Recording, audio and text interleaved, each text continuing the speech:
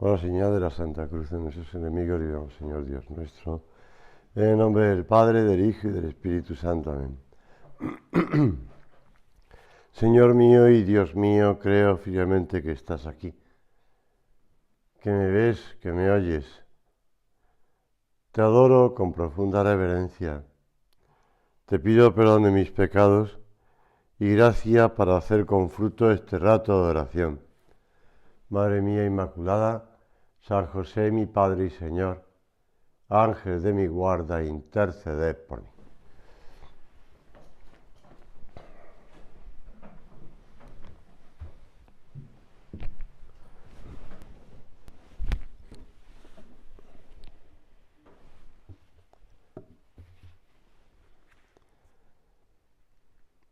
En aquel tiempo, cuando Jesús iba subiendo a Jerusalén, tomó aparte a los 12 y les dijo por el camino: Mirad que subimos a Jerusalén, y el Hijo del Hombre será entregado a los sumos sacerdotes y escribas. Le condenarán a muerte y le entregarán a los gentiles para burlarse de él, azotarle y crucificarle, y al tercer día resucitará.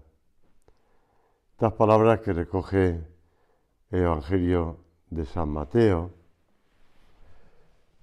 nos ayudan a prepararnos ya para la Semana Santa.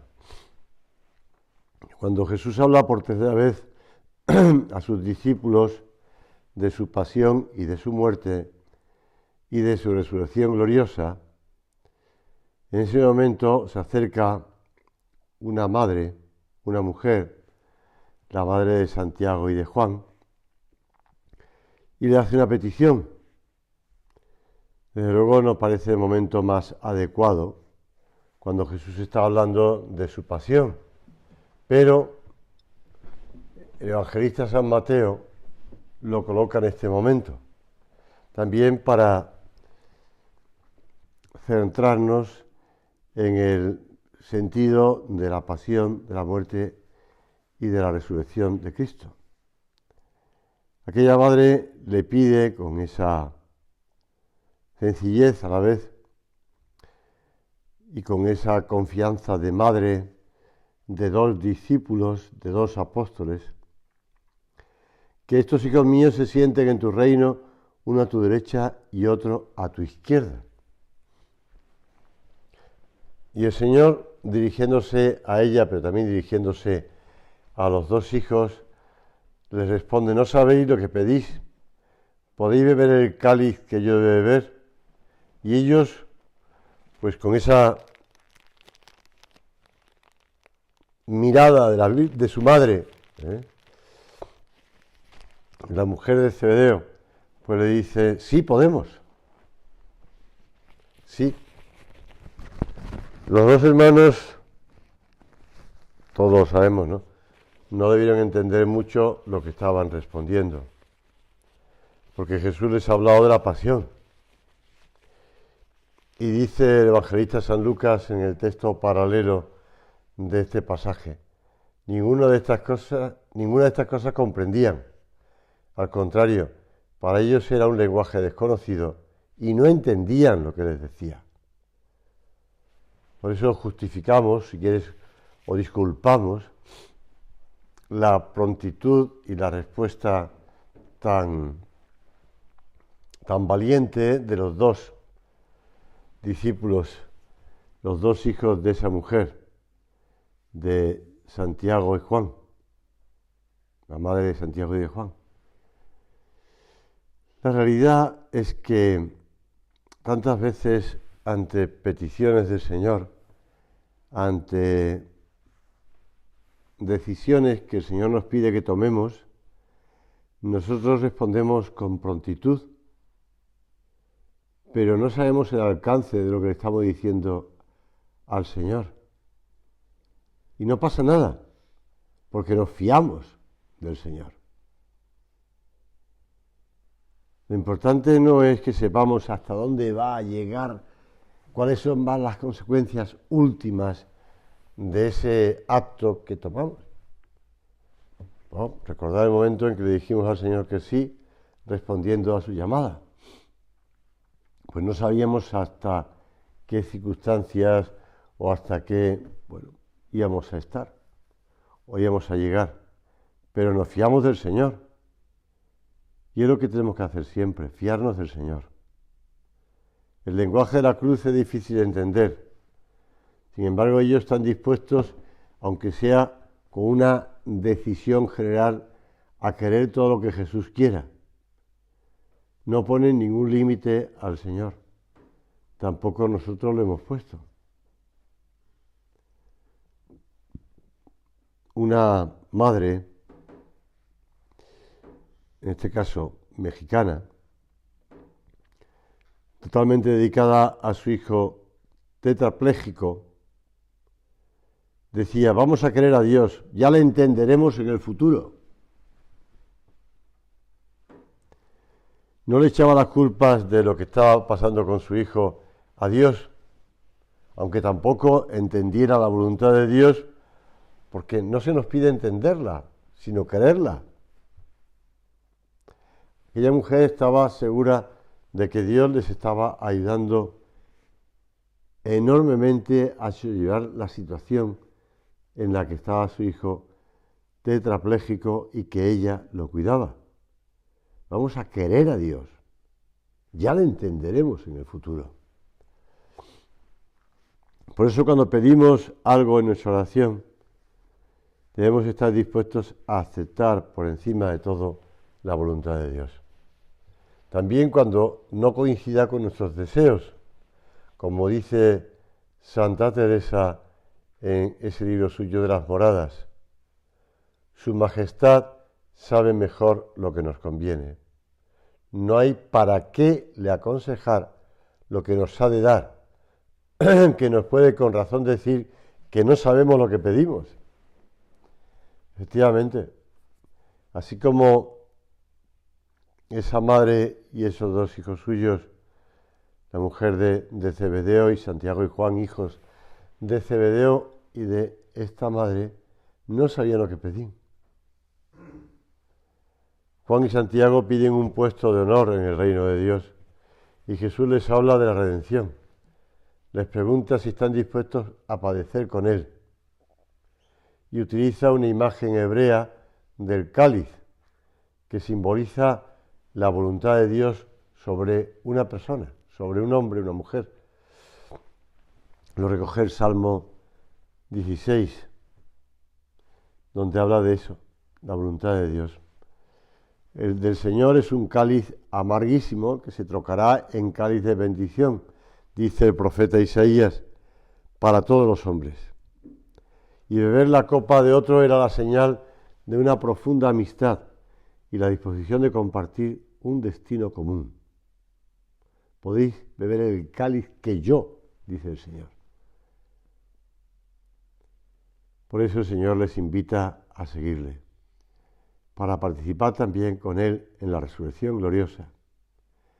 ¿Estáis dispuestos a padecer conmigo? ¿Podéis beber mi cáliz conmigo?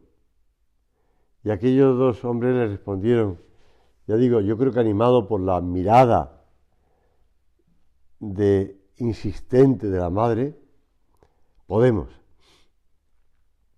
Y le respondieron aquello, Santiago murió pocos años más tarde decapitado por orden de Herodes Agripa. Por eso en Compostela no solamente está los restos de Santiago, sino que también se tiene una gran devoción a su madre. También está allí también en alguna iglesia, en una parroquia, pues encomendada a esa santa, que es la madre de Santiago y de Juan. San Juan padeció también sufrimientos y persecuciones por amor a su Señor. No murió martirizado como su hermano, pero sí fue martirizado.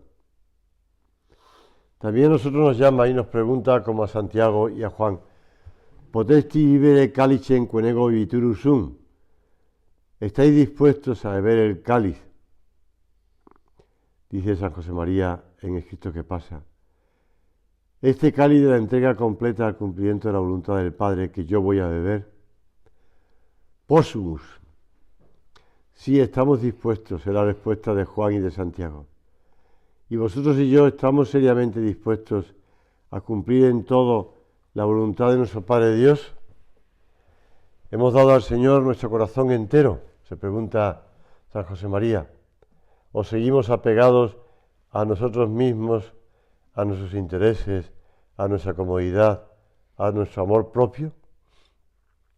¿Hay algo que no responde a nuestra condición de cristianos y que hace que no queramos purificarnos? Hoy se nos presenta la ocasión de rectificar. En este tiempo cuaresmal se nos presenta esa oportunidad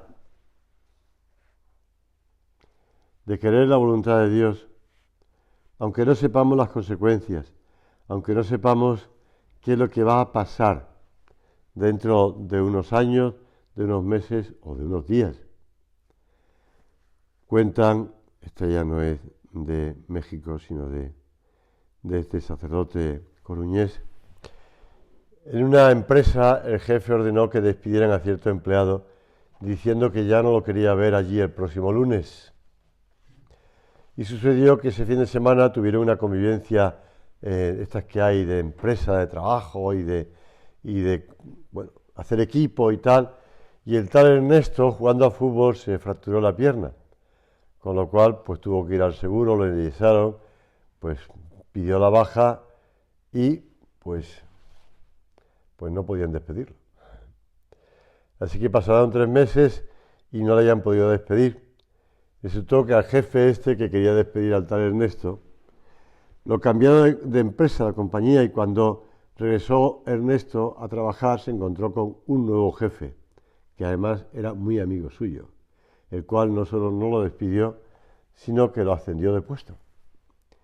Y después le llamaban en la empresa el de la pata bendita,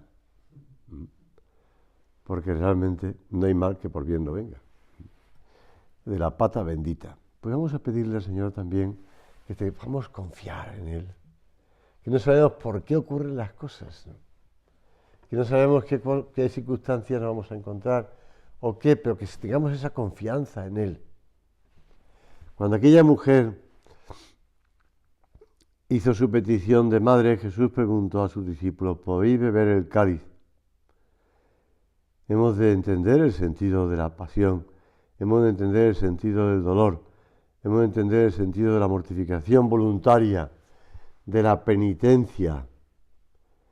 Estamos en un tiempo de penitencia, tiempo de Cuaresma. Toda nuestra vida tiene que ser una auténtica preparación para la pasión, muerte y resurrección de Cristo. Por eso decía San Juan Crisóstomo: ¿podéis beber el cáliz?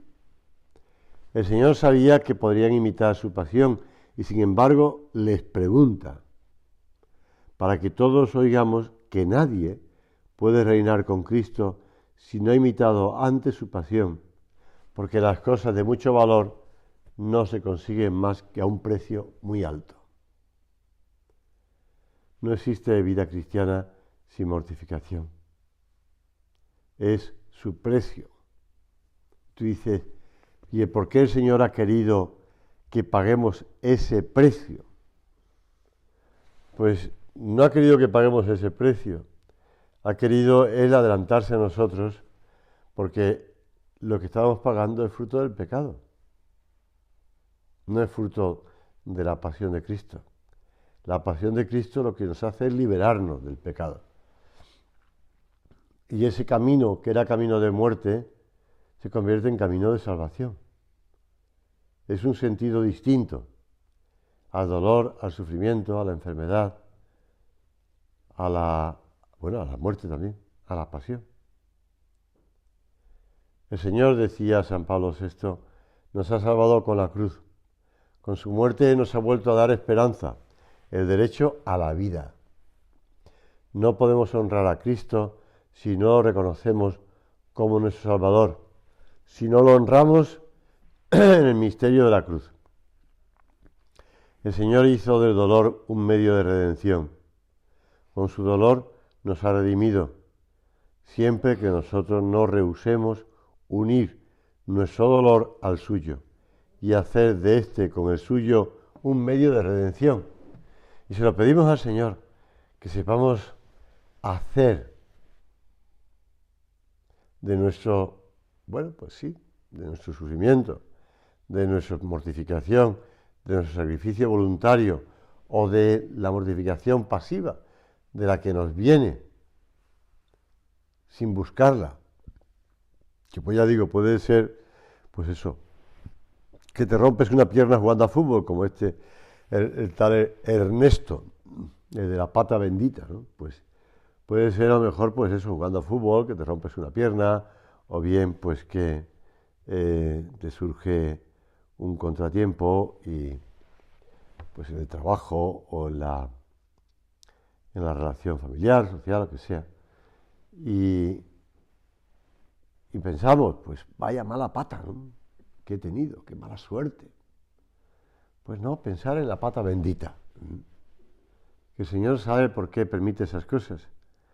Y el dolor tendrá ya para siempre la posibilidad de sumarse al cáliz del Señor. ¿Estáis dispuestos a beber el cáliz? Unirse a tu pasión, Señor, para la salvación de toda la humanidad. Lo que no tenía sentido ya lo tiene en Cristo. Y también nosotros podemos decir con San Pablo, todo lo sufro por amor de los elegidos, a fin de que consigan también ellos la salvación adquirida por Jesucristo con la gloria celestial. Y añade en otra de sus cartas, no hay día, hermanos, en que yo no muera por la gloria vuestra y también mía, que está en Jesucristo nuestro Señor. Por eso, cuando nos unimos al cáliz del Señor, mediante la mortificación y la penitencia, y ya digo, en ese tiempo de Cuaresma es un tiempo especialísimo, pues participamos en los sufrimientos de Cristo, dice el Papa Pablo VI. Participar del mismo cáliz del Señor. Nosotros somos los primeros beneficiados, pero la eficacia sobrenatural de nuestro dolor ofrecido y de la mortificación voluntaria alcanzan a toda la Iglesia, al mundo entero.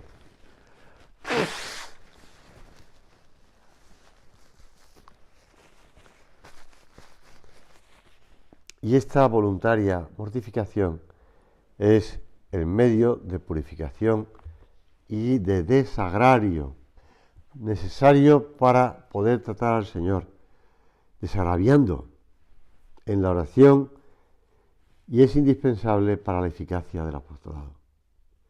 Porque la acción nada vale sin la oración, dice Camino, y la oración se avalora con el sacrificio. Ayer le explicaba a los niños que tienen que saber, cuando reciben a Jesús en la comunión, como dice Santa Teresa, negociar con Jesús y decirle, Señor, te pido esto, pero a cambio te doy esto. Como los niños negocian, y le ponía el ejemplo de cómo ellos negocian los cromos que tienen de este equipo, de este otro, le ponía unos ejemplos y todos se oliviantaban por la equiparación que hacía. Pero, pues sí, pues cómo negocian cuando quieren cambiar un cromo, porque tengo a este jugador de fútbol, de este equipo, que es portero, pues el mío es delantero, en que te lo cambio por dos de este. Pues casi negociemos con el Señor, pero tenemos que avalarlo con el sacrificio. Si no, no estamos demostrando de verdad que queremos. Porque como decía San Juan Crisóstomo, lo que tiene mucho valor, cuesta. Y nosotros somos los primeros beneficiados. Esta voluntaria mortificación purifica, desagravia, repara, porque tenemos bastantes motivos para pedir al Señor perdón y para reparar por nuestros pecados. Penitencia es el cumplimiento exacto, dice San José María, del horario que te has fijado, pero no es San José María, lo tomé de una página web que habla de la penitencia y va desgranando. Penitencia es el cumplimiento exacto del horario que te has fijado, aunque el cuerpo se resista o la mente pretenda evadirse con ensueños quiméricos. Penitencia, levantarse a la hora, también no dejar para más tarde, sin un motivo justificado, esa tarea que te resulta más difícil o costosa. La penitencia está en saber compaginar tus obligaciones con Dios, con los demás y contigo mismo, exigiéndote de modo que logres encontrar el tiempo que cada cosa necesita. Estas palabras sí que son de San José María. Eres penitente cuando te sujetas amorosamente a tu plan de oración. Están cambiadas, pero sí. A pesar de que estés rendido, desganado o frío. Penitencia, dice esta página web, es tratar siempre con la máxima caridad a los otros, empezando por los tuyos. Es atender con la mayor delicadeza a los que sufren, a los enfermos, a los que padecen.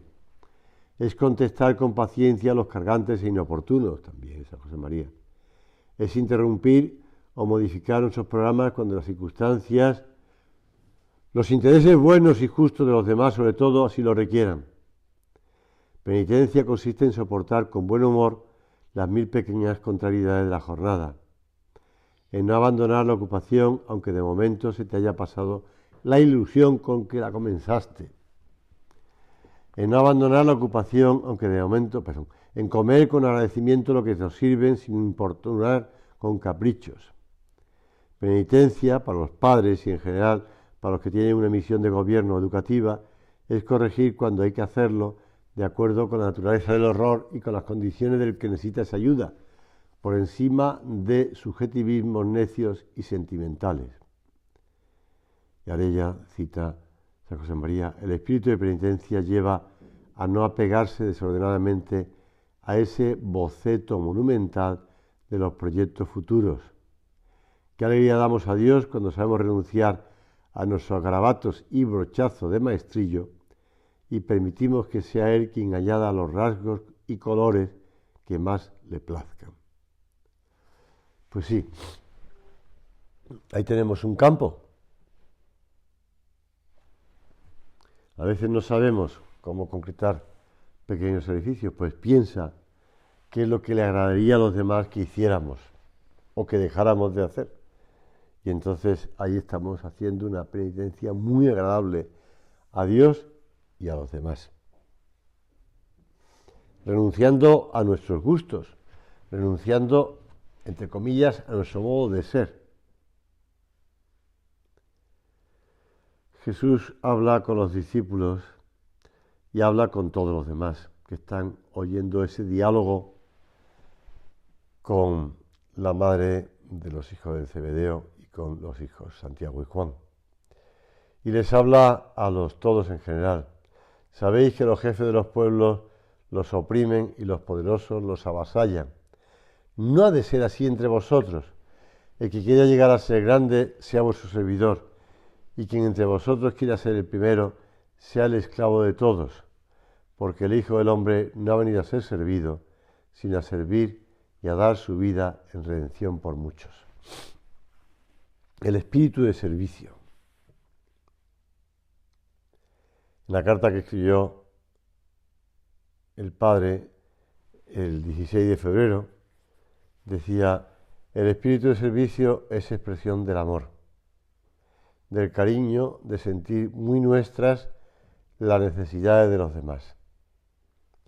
¿Con qué fuerza nos lo explicaba nuestro Padre? No me importa repetirlo muchas veces. Cariño lo necesitan todas las personas y lo necesitamos también en la obra.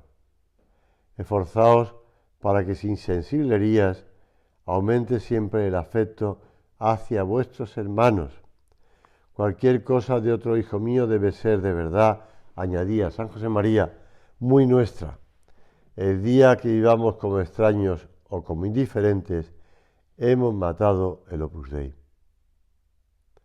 Sin querer, podríamos vivir como extraños o indiferentes, añade el prelado de la obra, por excedernos en actividades que de hecho nos impidiesen conocernos, relacionarnos, interesarnos positivamente por los demás. Hijas y hijos míos, me vienen a la cabeza y al corazón aquellas palabras que San José María nos decía con toda la fuerza de su alma: que os queráis.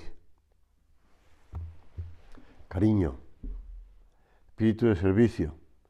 El servicio de Cristo a la humanidad va encaminada a la salvación, y nuestra actitud ha de ser servir a Dios y a los demás con esa fe, con esa visión sobrenatural, especialmente en lo que se refiere a la salvación, pero también en todas las ocasiones que se presentan cada día. Servir incluso al que no le agradece, sino sin esperar nada a cambio.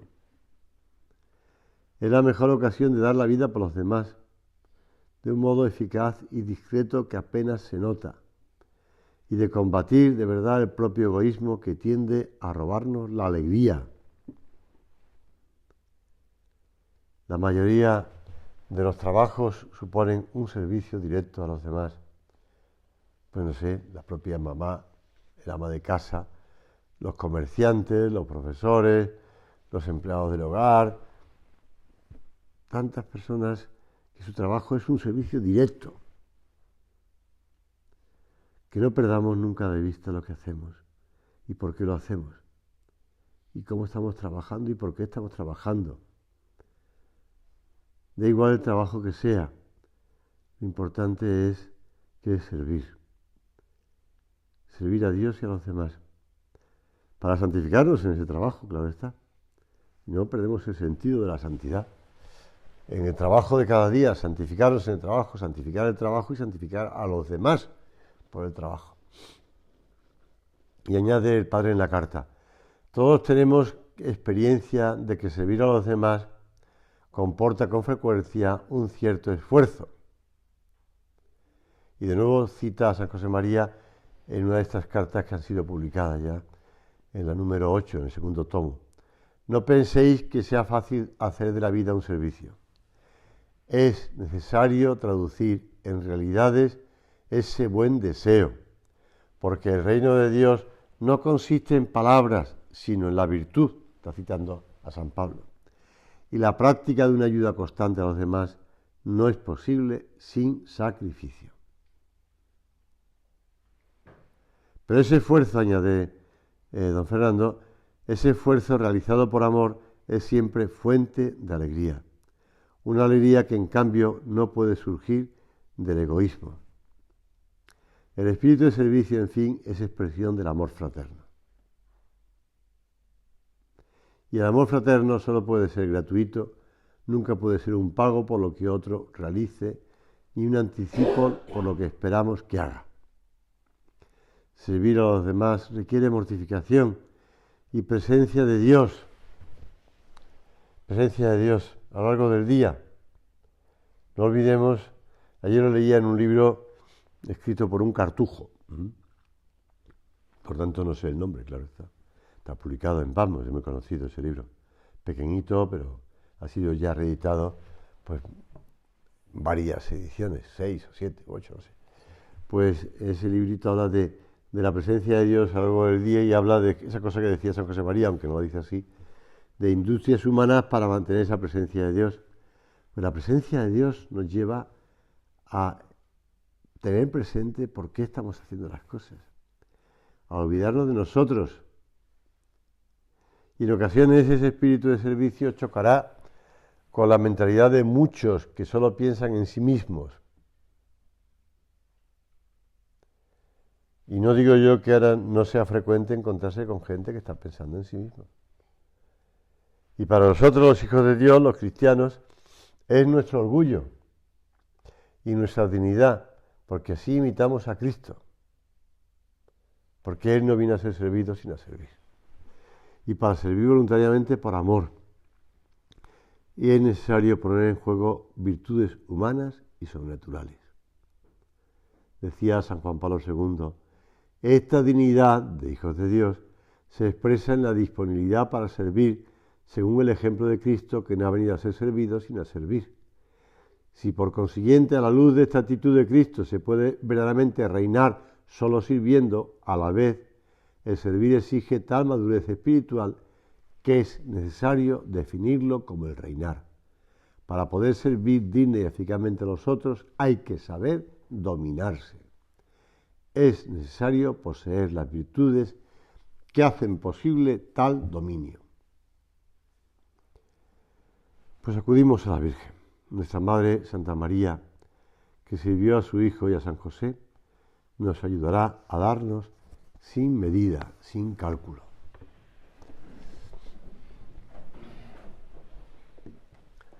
Te doy gracias, Dios mío, por los buenos propósitos, afectos e inspiraciones que me has comunicado en esta meditación.